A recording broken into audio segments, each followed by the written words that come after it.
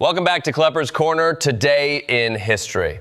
Today we're diving into January 31st, a date that apparently looked at the rest of the calendar and said, hey, why don't I handle every major turning point in human civilization? Civil rights, world wars, space exploration, fast food imperialism, catastrophic flooding, Brexit, and a dead composer. January 31st is basically the Costco sampler tray of historical drama. Segment 1. The 13th Amendment passes the House of Representatives. January 31st, 1865. The day Congress said, all right, enough is enough. Slavery's gotta go. The House chamber was so tense, you'd think they were watching the Super Bowl and the Constitution was the quarterback. Lincoln is backstage wheeling and dealing like he's running a very patriotic used car lot, saying things like, have you considered voting for freedom? It comes with free democracy undercoating.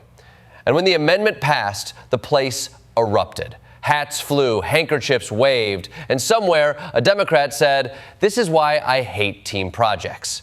It was the rare moment when Congress accomplished something meaningful, which explains why we talk about it every year. They banned slavery, but slipped in the unless you're convicted of a crime clause, which is history's version of clicking I agree without reading the fine print. It ended a horrific institution, but it also left us with debates we still haven't figured out. So thanks, January 31st. Way to start things off with a moral earthquake. Segment 2. Field Marshal Paulus surrenders at Stalingrad. Jump to 1943, where January 31st shows up again and says, what if I break the Nazi war machine in half? Hitler promotes Paulus to Field Marshal the day before, basically telling him, congrats on the worst job promotion in human history. No German Field Marshal had ever surrendered, so Hitler's message was, tradition says you should die now. Paulus looks around at his freezing, starving army, the collapsed buildings, the complete lack of food, and goes, yeah, I'm not doing that. And he surrenders. The myth of Nazi invincibility evaporates faster than Hitler's patience. 91,000 German soldiers are captured. Only about 6,000 ever made it home. When your survival rate is worse than a reality TV couple, you know things went badly. Paulus eventually joined Soviet radio broadcasts encouraging Germans to surrender, which in Nazi Germany is about as disloyal as showing up to a family reunion wearing the rival family's t-shirt. It's the moment World War II truly turns, and it happened, of course, on January 31st, because this date apparently collects plot twists like Pokemon cards. Segment 3, the execution of Eddie Slovic.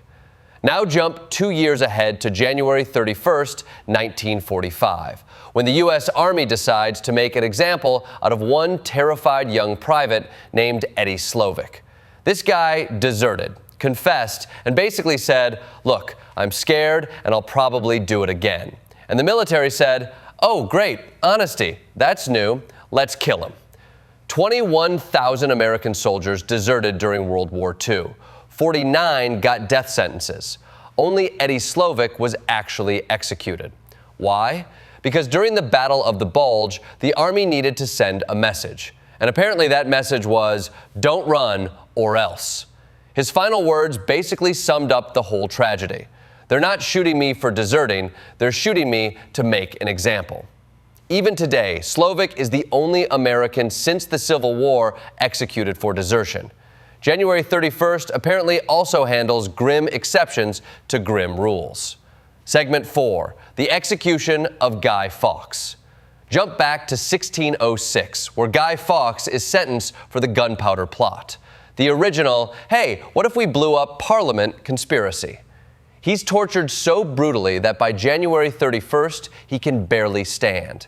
He's sentenced to be hanged, drawn, and quartered, which is medieval England's way of saying, we don't just want you dead, we want you extra dead, with bonus content.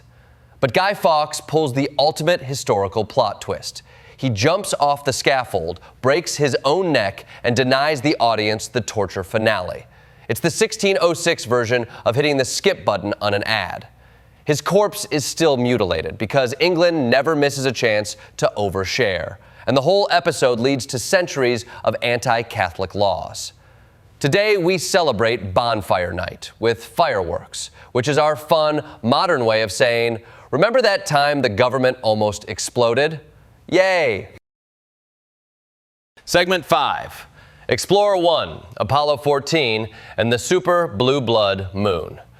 January 31st also marks the moment America finally joined the space race on purpose rather than by accident. In 1958, Explorer 1 launches and discovers the Van Allen radiation belts, giant rings of deadly space particles that basically tell astronauts, hey, don't touch this. Then in 1971, Apollo 14 launches, carrying Alan Shepard, who becomes the first man to play golf on the moon. Because nothing says scientific achievement like smacking a ball in low gravity while the world watches. Meanwhile, Stuart Roosa carries tree seeds around the moon, which sounds like a side quest from a video game, but becomes the moon trees planted across America.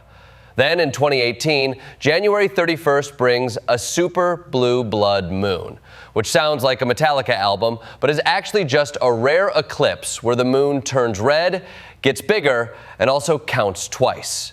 Space is dramatic. January 31st is dramatic. Match made in heaven. Segment 6, workers, burgers, and a catastrophic flood. In 1919, Glasgow hosts the Battle of George Square, a labor protest that gets so chaotic the government brings in troops and tanks. Nothing calms labor unrest like parking armored vehicles nearby and hoping nobody notices. Spoiler, they noticed. Then in 1990, Moscow gets its first McDonald's, and 30,000 Soviets line up for the chance to buy a Big Mac that costs half their paycheck. For many, it's their first taste of capitalism, which is ironic because waiting in a line for hours to buy expensive food is actually the most American experience possible. And in 1953, a massive North Sea storm surge floods the Netherlands, the UK, and Belgium. Over 2,000 people die, and the Dutch respond by building the Delta Works, which is essentially the world's most passive-aggressive message to the ocean. Not today, buddy. Segment 7, Brexit, COVID, Nauru, and Schubert. And finally, January 31st, 2020, the UK officially leaves the EU. Half the country cheers, half the country cries, and Brussels quietly changes the locks.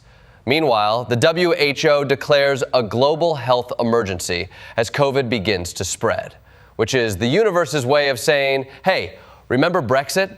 That's not even the weird part of this year. Back in 1968, Nauru becomes independent and briefly becomes the richest country per capita due to phosphate mining, only to run out of phosphate and become the cautionary tale your economics teacher warned you about.